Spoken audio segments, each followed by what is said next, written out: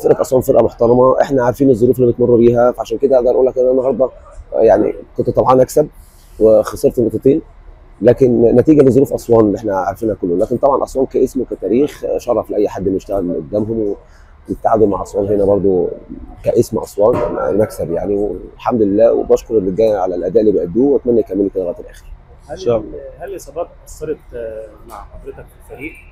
يعني هو غياب بعض اللعيبه المهمه مثلا داخل التيم؟ يعني بقى احنا عندنا اصابات، عندنا يعني احنا عندنا بس احنا الفرقه فيها باك ليفت واحد بس اصلا، واحد بس اتصاب الماتش اللي فات حازم، وبالتالي احنا بنلاعب بقى مارادونا اللي هو الجناح اصلا اللي بيلعب قدام، بيلعب طول الماتشات باك ليفت.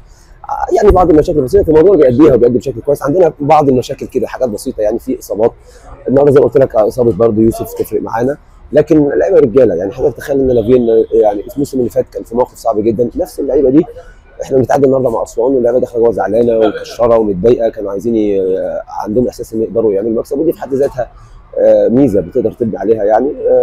انا عارف ان الضغط عندنا كاس يوم الاثنين، انا مش عارف توقيته غير منطقي خالص، حاولنا ناجله ما رضيوش، ما بين سفر من اسوان وصعب جدا العب، وبقول لحضرتك السكواد عندي ما اقدرش اغير فيه كتير.